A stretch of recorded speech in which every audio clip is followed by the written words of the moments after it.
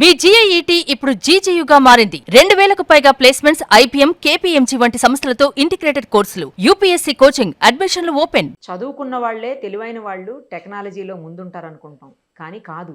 చదువుకోకపోయినా నాలెడ్జ్లోను టెక్నాలజీలోను చదువుకున్న వాళ్ళతో పోటీ పడి, ఇంకా ఆ మాటకు వస్తే వాళ్ళకంటే కాస్త ఎక్కువే. ఎవరో తెలుసా? శివారెడ్డి గారు. మా మామయ్య గారి ఇన్వెన్షన్ 2 స్టెప్స్ ఎస్కలేటర్. పైకి వెళ్తుంది, కిందికి వస్తుంది. ఆయన తూర్పుగోదావరి జిల్లా మండపేట మండలం అత్తలూరు గ్రామానికి చెందినటువంటి ఒక సామాన్యమైన సాధారణమైనటువంటి రైతు వ్యాపారి. కానీ ఆయన ఇన్నోవేషన్స్ చూస్తే మాత్రం ఎవ్వరూ కూడా ఆయన చదువుకోలేదని, ఆయనకి టెక్నాలజీ తెలియదని, రాదు అని అనలేరు.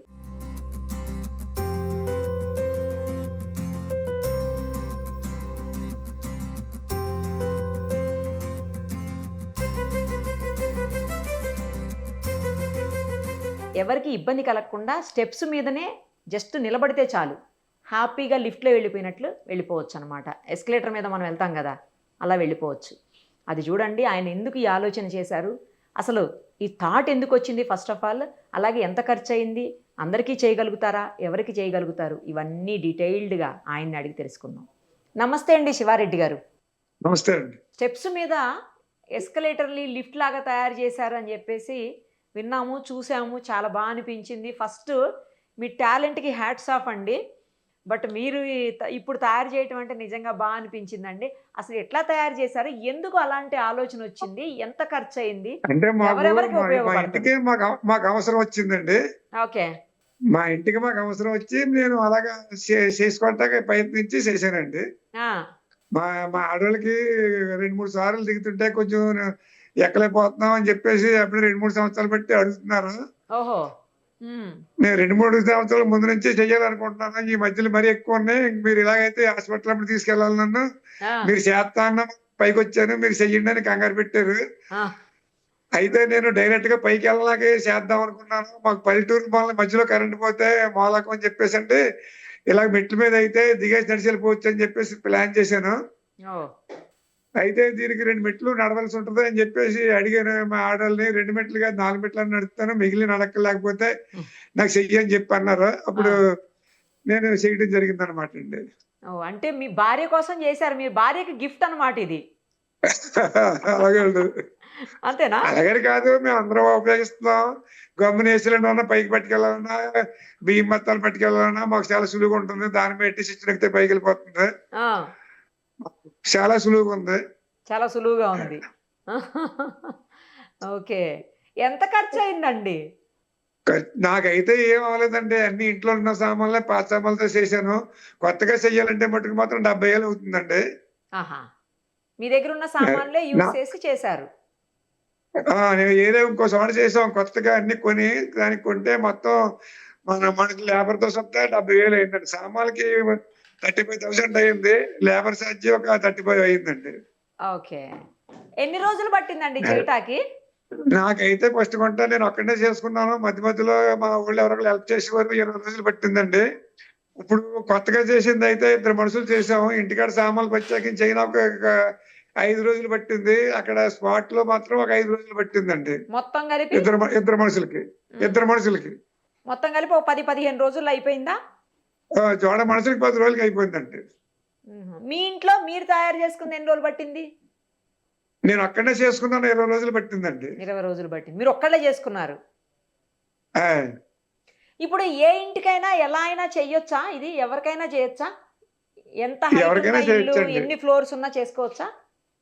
అలా చేసుకొచ్చండి. ఒక ఫ్లోర్ కి టర్నింగ్ తిరిగితే 2 మిషన్లు వేసుకోవాలండి. డైరెక్ట్ 21 మెట్లు 22 మెట్లు ఉంటే ఒక మిషన్ తో సరిపోద్దండి. ఓహో, టర్నింగ్ తిరిగితే మాత్రం ఇంకో మిషన్ ఎక్స్ట్రా పడుతుంది. ఇంకోటి వేసుకోవాలండి. 10 మెట్లు ఉన్నా 12 మెట్లు ఉన్నా ఇంకో మిషన్ వేసుకోవాలి. అదే మెట్లు డైరెక్ట్ గా 21 మెట్లు 22 మెట్లు 25 మెట్లు 30 మెట్లు ఉన్నా సరే ఒక దాంతో సరిపోద్దండి. ఒకే మిషన్ తోటి డైరెక్ట్ గా ఎక్కువ ఉన్నా ఓకే, కానీ ఇట్లా టర్న్ తిరిగిందంటే మాత్రం ఇంకో వేసుకోవాలి. ఇంకోటి వేసుకోవాలండి. Okay okay. డైరెక్ట్ గా మట్టుకు మాత్రం 30 మెట్లు ఉన్నా 25 మెట్లు ఉన్నా ఎన్నున్నా వెళ్ళిపోద్దండి. కానీ ఒక మంచి టెక్నాలజీని అయితే మీరు కనిపెట్టారు. నిజంగా ఇది అసలు గ్రేట్ అండి. నాకు చిన్న డౌట్, ఏం చదువుకున్నారు మీరు? నేను 5వ తరగతి చదువుకున్నానండి, పల్లెటూరులోనే అత్తమూరు. అమ్మా, 5th క్లాస్ చదివి మీరు ఓ పెద్ద ఇంజినీర్ లాగా, ఓ పెద్ద టెక్నీషియన్ లాగా పెద్ద పెద్దోళ్ళు చేసినట్టు చేశారు. కానీ నేను ఇంకా కనీసం డిగ్రీ వరకన్నా చెప్తారేమో అనుకున్నా. ఇటువంటి ఇప్పుడే కాదండి, దగ్గర దగ్గర 40 సంవత్సరాలు బట్టి కూడా మేము అలాగే చిన్న చిన్న ఏదో చేస్తా ఉంటానండి. ఇదైతే అందరికి అవసరం వల్లనే పైల్లోకి వచ్చింది అంతే అండి. మీరేమి మల్లిబాబు గారికి లడ్డు వేసినప్పుడు కూడా లడ్డులు ఎక్కించినప్పుడు కూడా నేను నేనుండే ఇక్కడ లడ్డు ఎగుమతి చేయించేవాడినండి. అది హైదరాబాద్ వచ్చింది. 5-6 సంవత్సరాలు కూడా నా చేతుల మీదుగా మల్లిబాబు గారు చెప్తే ఆయన ఎలాగెళ్తే అలాగా నేను ఇక్కడ లోడ్ చేయించేవాడినండి. అదే కాదు, ఇక్కడ చుట్టుపక్కల గ్రామాల్లో ధ్వజ స్తంభాలు కూడా ఫ్రీగానే లేపుతానండి. నేను 20 ధ్వజ స్తంభాలు లేపాను. గాజువాకలో ఒకటి, వైజాగ్ ఎన్టీపీసీ వాళ్ళది కొండ మీద ఉంటుందండి, అది కూడా నేనే లేపాను. కొండ మీద పైన లేపాలన్నమాట. ఏ మిషన్లో వెళ్ళవు, మా మ్యాన్ పవర్ తోటే లేపామండి. ఇటువంటి అలాంటివి చేస్తూ ఉంటాం. మేము కాంట్రాక్టులు చేసేవాళ్ళం అండి, రైస్ మిల్ తిప్పేవాళ్ళం అండి, వ్యవసాయం చేసేవాళ్ళం అండి. మాకు ఈ కరెంటు స్తంభాలు గాలి తుఫాను వచ్చినప్పుడు ఒక 70 స్తంభాల దాకా పడిపోయాయండి ఇక్కడ మాకు. మేము తోటే 70 స్తంభాలు ఊరికే ఒక 4 రోజుల్లో లేపేసి అందరికన్నా ఫస్ట్ కొంత పవర్ తీసుకొచ్చామండి రాజమండ్రి నుంచి మాకు అర్థమూరికి. ఇక్కడ ఈ చుట్టుపక్కల గ్రామాలకు ఎవరికి పవర్ లేదు. ఆ టైంలో మా పని మేము చేసి మేము ఫస్ట్ కొంత పవర్ తీసుకొచ్చాం. తుఫాను వచ్చినప్పుడు అండి మాకు. కానీ గ్రేట్ అండి. అలాగే కేవలం 5వ తరగతి చదువుకొని మీరు పెద్ద పెద్ద ఇంజనీర్లని తలదన్నేలాగా పెద్ద టెక్నాలజీ అసలు మామూలు విషయం కాదు. మీకు మీరే కనిపెట్టి మీరే ఇంట్లో పెట్టుకొని అది చూస్తున్నా నేను విజువల్స్లో. చాలా బాగా అనిపిస్తుందండి. అసలు పెద్ద పెద్ద వాళ్ళకి చాలా హెల్ప్ అవుతుంది కదా, కొంచెం మోకాళ్ళ నొప్పులు ఉన్న వాళ్ళకి, పెద్దవాళ్ళకి, నడవలేని వాళ్ళకి అలా చాలా.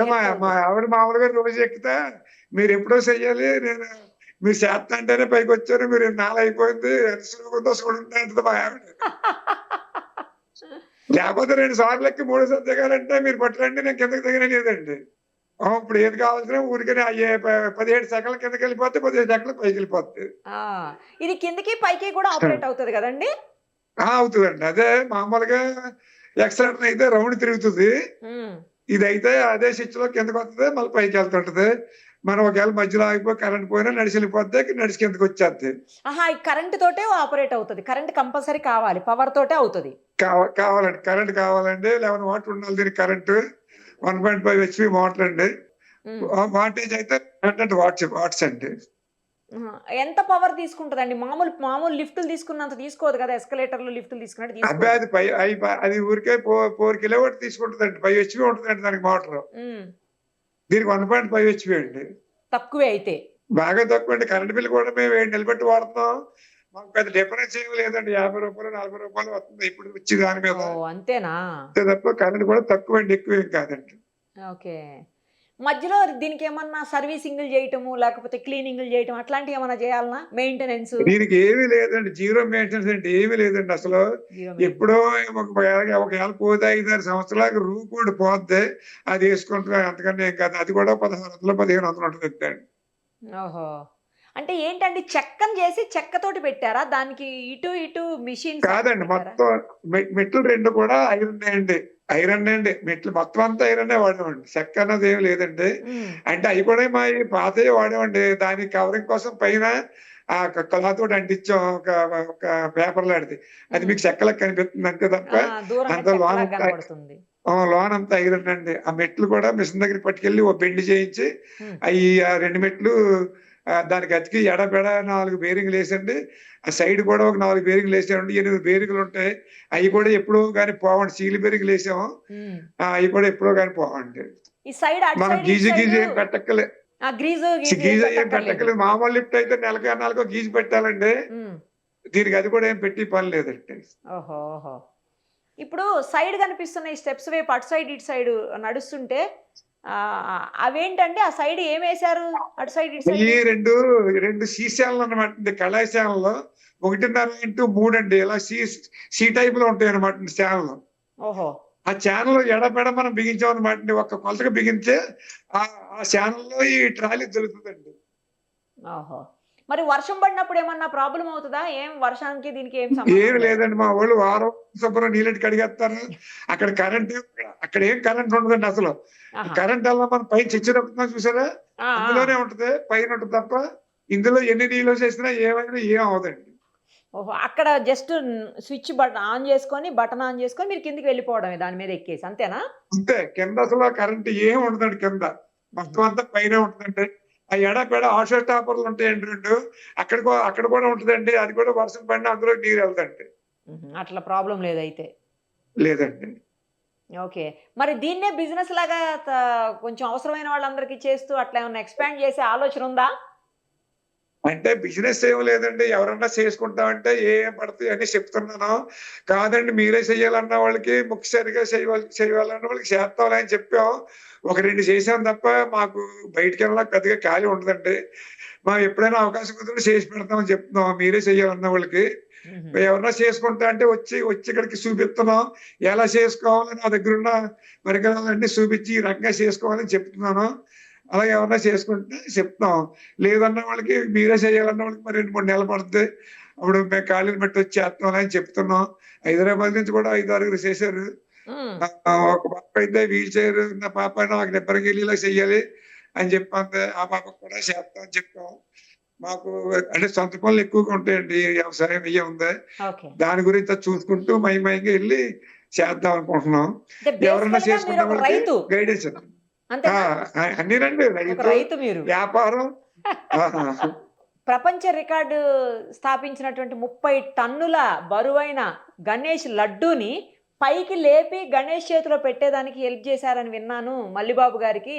ఆయన గతంలో గూడా ఎప్పుడు ఆయన రెగ్యులర్‌గా మనకి ఖైరతాబాద్ గణేష్‌కి ఆయనే లడ్డూలు పంపిస్తా ఉంటారు.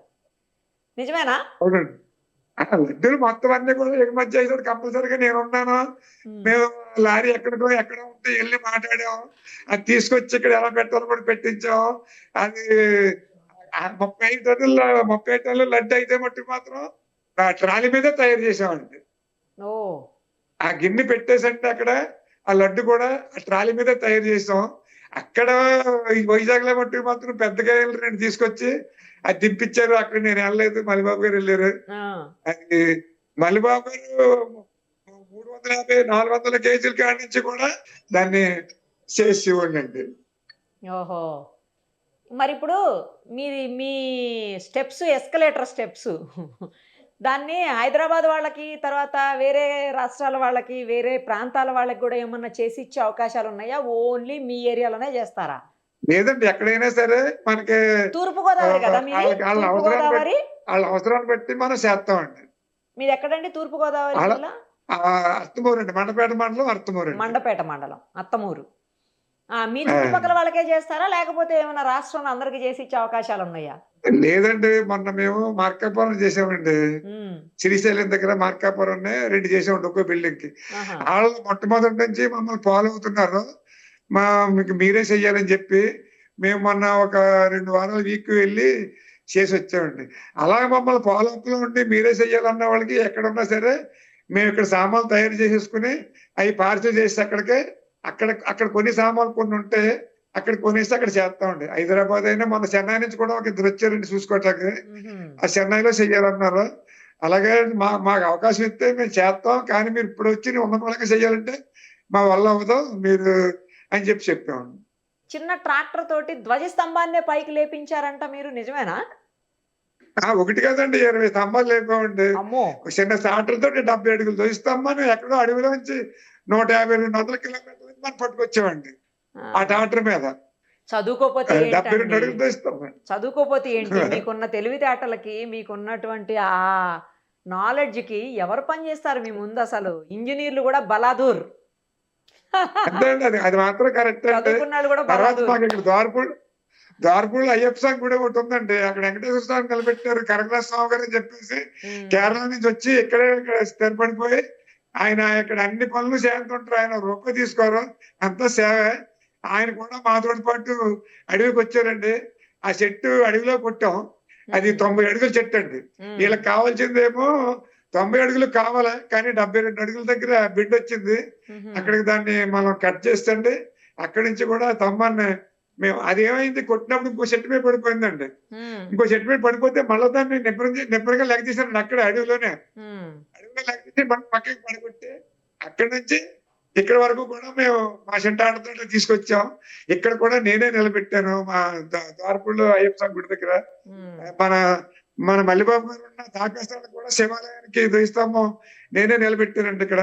అలాగే పక్కన మండపేటలో వెంకటేశ్వర స్వామి ఒకటి, ఆంజనేయ స్వామి ఒకటి ఓ నేనే నిలబెట్టాను. నైస్. మా ఊర్లో వెంకటేశ్వర స్వామి టెక్స్చర్ మీద నిలబెట్టాలండి. అంటే ఒక స్లాబ్ వచ్చారు, స్లాబ్ పైన నిలబెట్టాలి. అది కూడా మెకానిజం గా నేనే, ఒక మిషన్ తీసుకెళ్లకుండా నేనే నిలబెట్టాను. అన్ని వీడియోస్ ఉంటాయి, మీకు కావాలి అనుకోండి. తర్వాత మా ఊళ్ళో శివాలయ విష్ణాలయం ఫస్ట్ గుంట అదే 92లో లేకపోండి ఫస్ట్ గుంట అదే. దానికి మేము అది లేపనాకే మేము అడిగితే కాకినాడ నుంచి రావాలలో ఒక్కో స్తంభానికి 8,000 అడిగారు.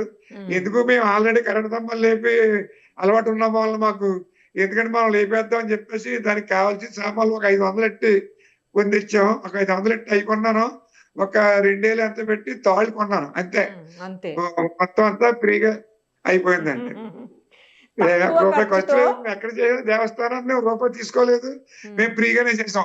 ఇప్పుడు కూడా ఎవరన్నా వచ్చి మాకు ఇక్కడికి ఏమి వెళ్దాం, మిషన్లు వెళ్దాం, మీరు లేపాలి అంటే వెళ్ళి చేస్తామండి. తక్కువ ఖర్చుతోటి కొత్త కొత్త టెక్నాలజీని మీరు పరిచయం చేస్తూ అందరికీ ఆదర్శంగా నిలుస్తున్నారు. సేమ్ టైం అందరూ గర్వపడేలా చేస్తున్నారు, ఆశ్చర్యపడేలా చేస్తున్నారు. చదువుకోకపోతే ఏమవుతుంది మీరు. గ్రేట్ అండి. మళ్ళీ ఇంకొకసారి మీకు హ్యాట్స్ ఆఫ్ చెప్తూ థ్యాంక్ యూ సో మచ్ అండి. Thank you. మీరు హైదరాబాద్ Thank you, వచ్చినప్పుడు thank you. ఒక్కసారి మా ఆఫీస్కి కూడా రండి. మా ఆఫీస్లో కూడా అలాగే పెడతారు కానీ. సార్, అలాగే సార్. సరేనా? మా స్టెప్స్కి పెడతారు కానీ, మా ఆఫీస్లో స్టెప్స్కి. ఓకే. థ్యాంక్స్ అండి. Thank you so much. Thank you.